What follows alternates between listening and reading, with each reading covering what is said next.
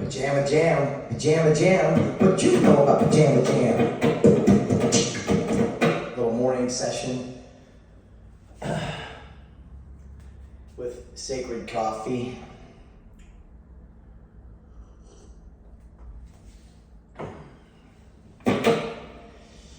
The truth will always come out eventually. The truth comes out and sets you free. A lot of times in life, you try to help people out and they don't know how to help themselves, and you feel sorry for them. You see how their life is going. You see the way they treat their kids. You see the way their ex-wife leaves them and they go to drugs and bad decisions, and they act arrogant and entitled about the whole thing, like, you know, they're owed this opportunity. And because something happens, it's like, you know, the generosity gets tainted, and it's like it gets spoiled. It's like, I did this out of the goodness of my heart to help you out because I love you and I want to see you succeed, and then it just gets torn apart because of entitlement and yeah, drug use, you know.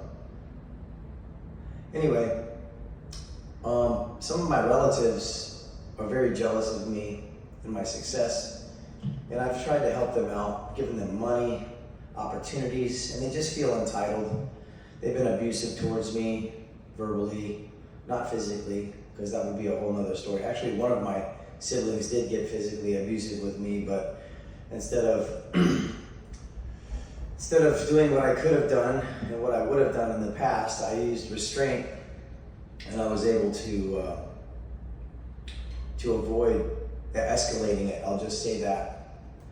But these siblings of mine are still angry at me, blaming me for their failures, because their life is a complete failure.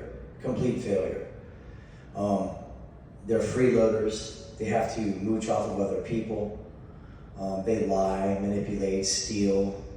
They sleep at night soundly after doing this too. They also still use drugs and drink. I don't know how much, you know, they consume, but they still live in this alternate universe that's not grounded in reality. And they have enablers too. They have, you know, lovers that will continue to perpetuate this story for them, and also contribute to the false narrative. And they've jumped on the hate train as well. They spread rumors about me around town that are not true. And this person got so mad at me that they wanted to bring up some stuff from our childhood that was very shameful and embarrassing. And our family has been through a lot of shameful, embarrassing things as a result of some decisions that were made by some of my siblings, as well as adults that were around. And I've had to go to therapy for a lot of this stuff. I've had to go through ceremony to process it, you know, and this was like the biggest weapon they had in their bag to try to throw shame on me.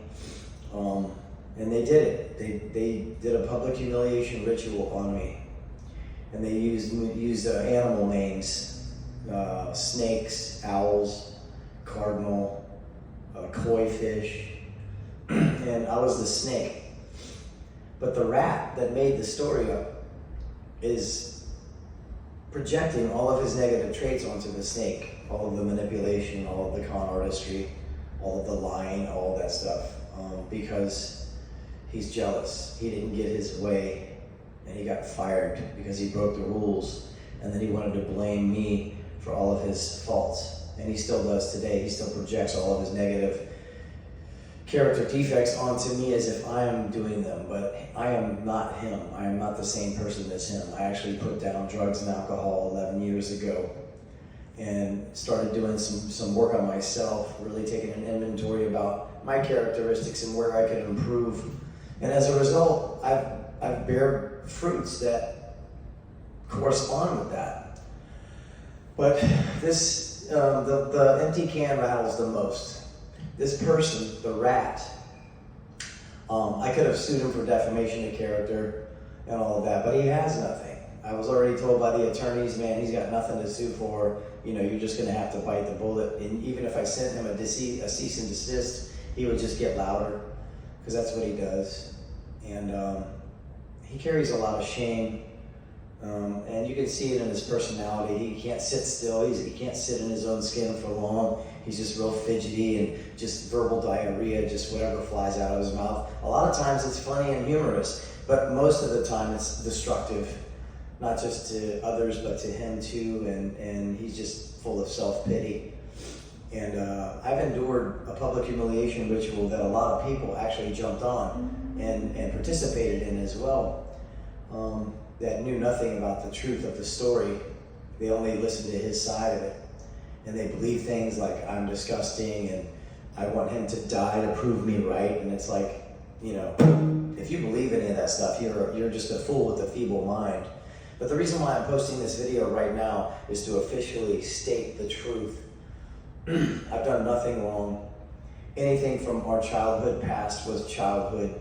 There's a lot of things that we do when we're kids out of curiosity that, you know, hey, it's, you know, the little girl next door, or, you know, just things that we do as curious kids that we carry shame about.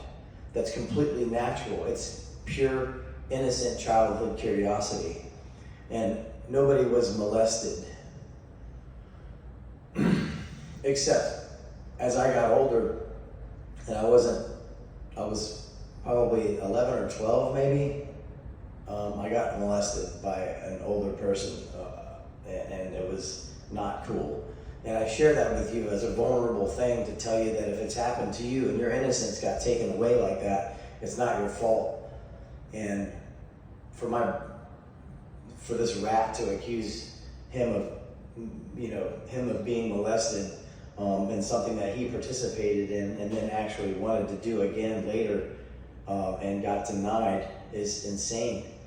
And his head is all screwed up. And one of the reasons why is because he's got an enabler. And this enabler has enabled him to overdose twice in her house. And she still supports him to this day. She still supports his insane story and supports his delusions, and is actually out there participating and slandering me even more, because it's gotten back to me that some friends of mine have told me that she said some things about me.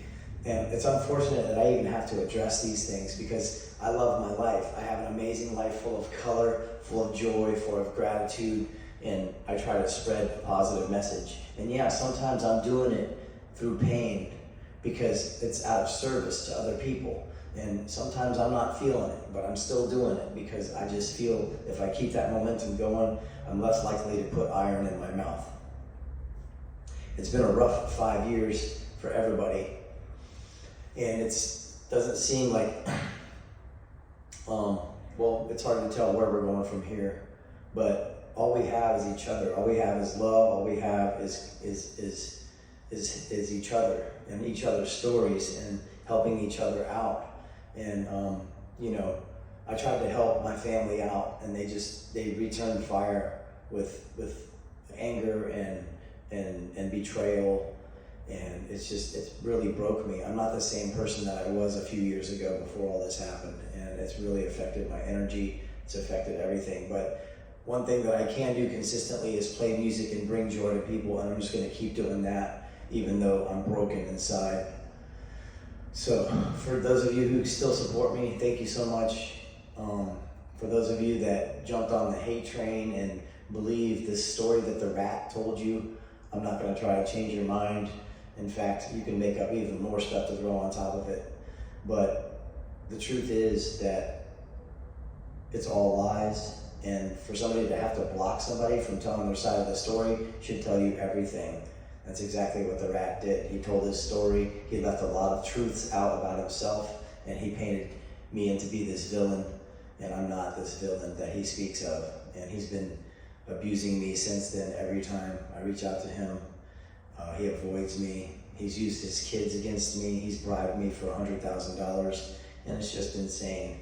So if you see this person around town, he looks a lot like me, don't mistake me for him, because I'm not him. Thanks for your time. I think you get it now.